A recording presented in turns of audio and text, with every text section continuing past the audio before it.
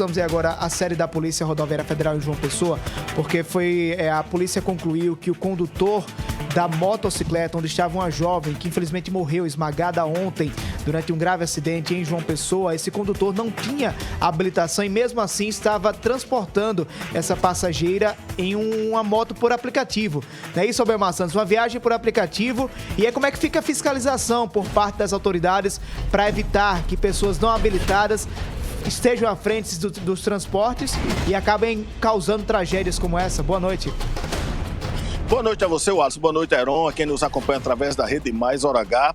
Exatamente, a Polícia Rodoviária Federal descobriu que o motociclista, no caso o motociclista por aplicativo, envolvido nesse acidente que a mulher, a Sara Cristina, de 4 anos, acabou morrendo, ele não tinha habilitação e mais, a polícia está investigando a possibilidade de alguma forma a conta no aplicativo para poder trabalhar, já que o aplicativo em tese só aceita quem tem habilitação. O outro motociclista envolvido também na outra moto, que ficaram os 2 feridos, também não tinha habilitação. Bom, quem vai explicar todos esses detalhes, as investigações conosco aqui é o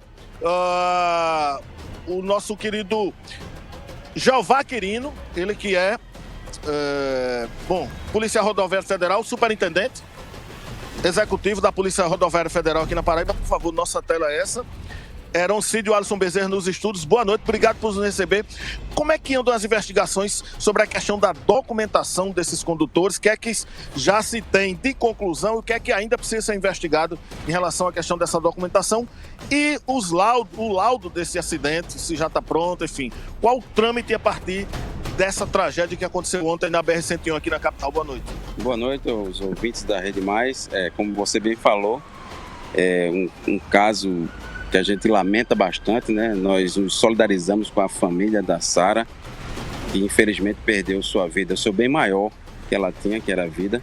E foi constatado realmente através da equipe que atendeu, né, o sinistro, verificou que os 2 condutores das motocicletas, eles não tinham carteira nacional de habilitação, né? E possivelmente eles estariam fazendo o serviço, um deles fazendo o serviço de forma irregular. Então, assim, nós temos um prazo, né, legal, que a legislação confere para que a gente confeccione o laudo de sinistro de trânsito, né? Como também a perícia da Polícia Civil, né, que o Instituto de Perícias da Polícia Civil de Criminalística compareceu ao local, realiza também uma perícia e eles também têm um prazo, né, previsto no Código de Processo Penal para apresentar o laudo pericial para ser apresentado à Justiça. Nós confeccionamos também um documento para a Polícia Judiciária, para a Polícia Civil da Paraíba, para que haja uma investigação a respeito desses fatos que foram inicialmente levantados. O que é que as leis de trânsito prevêem em relação a esse tipo de prática, ou seja, a condução irregular, no caso o transporte irregular de passageiro, no caso o motociclista não habilitado fazendo transporte remunerado? O que é que pode acontecer em termos de punibilidade? Bem, quando nós verificamos através da fiscalização cotidiana que a pessoa que conduz a motocicleta ou qualquer outro veículo, né, sem a habilitação, é realizada uma notificação, né, por conduzir o veículo de maneira não habilitada. Há um agravante no caso de fazer o transporte remunerado e ainda sem habilitação? Sim, se for verificado um perigo de dano, ou seja, na medida em que a gente for tentar fiscalizar o condutor e ele for alcançado pela fiscalização e verificar, por exemplo, que ele saiu em altíssima velocidade, colocando em risco a segurança viária, e ele for alcançado pela fiscalização e pela abordagem, ele pode responder também por um fato criminoso. Para fechar, agradecendo mais uma vez sua gentileza, algumas dicas para condutor de moto, de carro, principalmente em período de chuva, para que acidentes como aquele que aconteceu ontem seja evitado ou minimizado.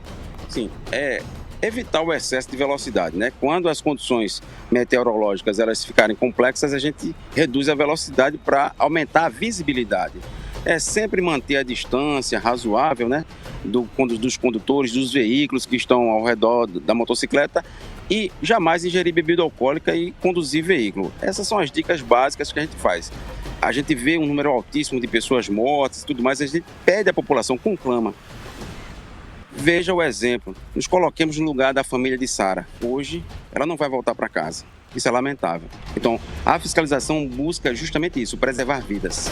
Obrigado a Jeová Quirino, que é o superintendente executivo da Polícia Rodoviária Federal aqui na Paraíba, dando detalhes sobre como andam as investigações, o acompanhamento do acidente trágico que vitimou uma jovem mulher de 24 anos ontem na BR-101 aqui na região metropolitana. Heron e o Alisson, é com vocês. Muito obrigado, Albemar Santos, pela informação aqui na Hora H. Obrigado à Polícia Rodoviária Federal também por contribuir com esse esclarecimento.